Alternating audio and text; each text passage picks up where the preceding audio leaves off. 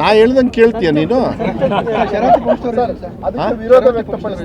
Sharavati pump ಸ್ಟೋರೇಜ್ದು ನಾನು ಇದರೊಳಗೆ ಸಿಂಪಲ್ಲಾಗಿ ಹೇಳಿಬಿಡ್ತೀನಿ. ಮೊನ್ನೆನೂ ಕೂಡ ನಮ್ಮ KG ಜಾರ್ಜ್ ಅವರು ವಿಧಾನಸಭೆಯಲ್ಲೂ ಕೂಡ ಹೇಳಿದ್ದಾರೆ, ಯಾವುದೇ ಸಂದರ್ಭಕ್ಕೆ ಏನೇನು ತೊಂದರೆಗಳು ಏನಾದ್ರು ಆದರೆ, ಯಾಕೆಂದರೆ ಇದು ಕೇಂದ್ರ ಸರ್ಕಾರ ಒಪ್ಪಿಗೆ ಕೊಟ್ಬಿಟ್ಟಿದೆ. ಕೇಂದ್ರ ಸರ್ಕಾರ ಒಂದು ಸತಿ ಬುಲ್ಡೋಸರ್ ಥರ ಹೊಡೆದು ಬಿಡ್ತಾರೆ, ಅವ್ರು ಏನು ಕೇರೆ ಮಾಡೋಕ್ಕೆ ಹೋಗೋದಿಲ್ಲ. ಇದು ಸೆಂಟ್ರಲ್ ಗೌರ್ಮೆಂಟಿಂದ ನಾವು ಪರ್ಮಿಷನ್ ಬೇಕಾದ, ಬೇರೆದಕ್ಕೆಲ್ಲ ವರ್ಷಾನುಗಟ್ಟಲೆ ತಗೋತಾರೆ, ಇದಕ್ಕೆಲ್ಲ ಬೇಗ ಕೊಟ್ಟುಬಿಡ್ತಾರೆ. Anyway that is a different issue. But ಈಗ ಅದಕ್ಕೆ ಕೊಟ್ಟಿದ್ದಾರೆ, ಇಬ್ಬರು ಆನ್ಸರ್ ಮಾಡಬೇಕು, ಕೇಂದ್ರ ಸರ್ಕಾರ ರಾಜ್ಯ ಸರ್ಕಾರ ಇಬ್ಬರು ಕೂಡ ಯಾವುದೇ ಥರದ ಪರಿಸರ ಹಾನಿ ಆಗದೇ ಇರತಕ್ಕಂಥ ರೀತಿಯಲ್ಲಿ ನಾವು ಮಾಡ್ತೀವಿ ಅಂತೇಳಿ ಹೇಳಿದ್ದಾರೆ. ಪರಿಸರವಾದಿಗಳು ಏನು ಅವರ ಕನ್ಸರ್ನ್ ಇದೆ ಅದನ್ನು ಅವರಿಗೆ ಚರ್ಚೆ ಮಾಡಿ ಅವರಿಗೆ ಮನವರಿಕೆ ಮಾಡಿ ಮುಂದೆ ತೊಗೊಂಡು ಹೋಗ್ತಕ್ಕಂಥ ವ್ಯವಸ್ಥೆಯನ್ನು ನಾವು ಮಾಡ್ತೀವಿ ಅಂಥೇಳಿ ಅವರು KG ಜಾರ್ಜ್ ಅವರು ವಿಧಾನಸಭೆಯಲ್ಲಿ ಹೇಳಿರೋದಿಲ್ಲ. ನಾನು ಅದನ್ನು ಹೆಚ್ಚು ಹೇಳದೇ ಇರತಕ್ಕಂಥದ್ದು ಒಳ್ಳೆಯದು ಅಂತೇಳಿ ಭಾವಿಸ್ತೀನಿ. ರಾಜ್ಯ ಸರ್ಕಾರ ಕಮಿಷನ್ ಆಸೆಗಾಗಿ ಇದನ್ನು ಮಾಡ್ತಾ ಇದೆ ಪಂಪ್ ಸ್ಟೋರೇಜ್. ಹಂಗಾರೆ ಅಷ್ಟು ಫಾಸ್ಟಾಗಿ ಯಾಕೆ ಸೆಂಟ್ರಲ್ ಗೌರ್ಮೆಂಟ್ ಅವ್ರವ್ರು ಪಾಲ್ದಾರಿದ್ರೂ ಇದರೊಳಗೆ ಪರ್ಮಿಷನ್ ಕೊಟ್ರಲ್ಲಪ್ಪ ವೆಂಕಟೇಶ್ ಅವರೇ?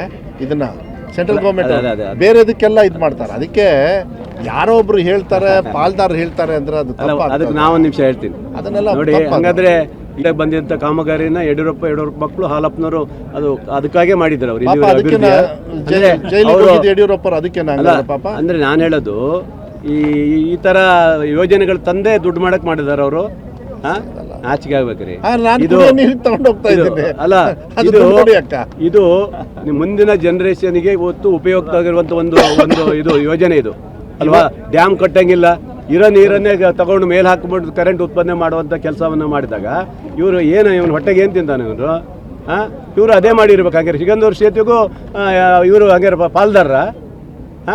ಏನ್ರಿ ಮಾತಾಡ್ಬೇಕಾದ್ರೆ ಯೋಚನೆ ಮಾಡಲ್ಲ, ಸುಮ್ಮನೆ ಇದು ಮಾಡ್ತಾರೆ. ನೋಡಿ, ಒಂದಿಷ್ಟು ಅರಣ್ಯ ಭೂಮಿ ಹೋಗಿದೆ, ಅದಕ್ಕೆ ಇವತ್ತು ಪರ್ಯಾಯವಾಗಿ ನಾವು ಇವತ್ತು ರೆವಿನ್ಯೂ ಜಾಗವನ್ನು ಎಸ್ಯುವನ್ನೆಲ್ಲ ಕೊಟ್ಟಿದ್ದಾರೆ. ಮನೆಗಳು 4-5 ಮನೆ ಹೋಗ್ಬೋದು, ಬಿಟ್ಟರೆ ಎಲ್ಲೂ ಹೋಗೋದಿಲ್ಲ. ಅವರಿಗೂ ಮಾತಾಡಿದ್ದೀನಿ, ಅವರಿಗೆ ಏನಾದರೂ ಉದ್ಯೋಗ ಕೊಡಬೇಕು ಅನ್ನೋದು ಸಹ ಜಾರ್ಜ್ ಸಾಹೇಬ್ರ ಹತ್ರ ಮಾತಾಡಿದ್ದೀವಿ, ಅವರಿಗೆ ಪರಿಹಾರ ಕೊಡಲಿಕ್ಕೂ ಮಾತಾಡಿದ್ವಿ, ಅವರೆಲ್ಲ ಒಪ್ಕೊಂಡಿದ್ದಾರೆ.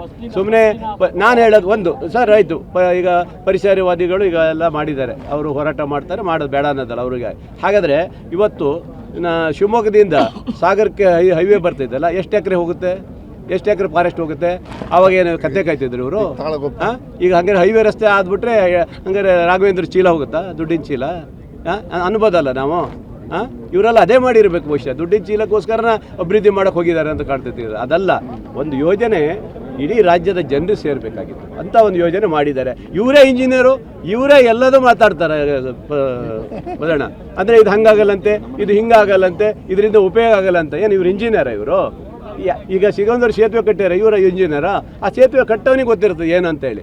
ಹಾಗಾಗಿ ಒಂದು ಉತ್ತಮವಾದ ಯೋಜನೆಯನ್ನು ರಾಜ್ಯ ಸರ್ಕಾರ ಕೊಟ್ಟಿದೆ. ಅದು 2000 ಮೆಗಾವಾಟ್ ವಿದ್ಯುತ್ ಉತ್ಪಾದನೆ ಆಗುತ್ತೆ, ಯಾವುದೇ ಹಾನಿ ಆಗೋದಿಲ್ಲ. ಮತ್ತು ಆ ಕಡೆಯವರಿಗೂ ಸಹ ನೀರಿಂದ ಏನಾದ್ರು ಸಮಸ್ಯೆ ಆದರೆ ಬಿಡಲಿಕ್ಕೂ ಅವಕಾಶ ಇದೆ. ಅದರಿಂದ ಯೋಜನೆ ಚೆನ್ನಾಗಿದೆ. ಇದೆಲ್ಲ ಯಾರು ಹೋರಾಟ ಮಾಡಿದ್ದಾರೆ ಅವರು ಹೈವೇಗೂ ನಿಲ್ಲಿಸೋದಾಗಿದ್ದರೆ ಅವ್ರ ಹೋರಾಟಕ್ಕೆ ಬೆಂಬಲ ಕೊಡುವುದು. ನಿಲ್ಲಿಸಿದ್ದಾರೆ. Thank you. ಮಂತ್ರ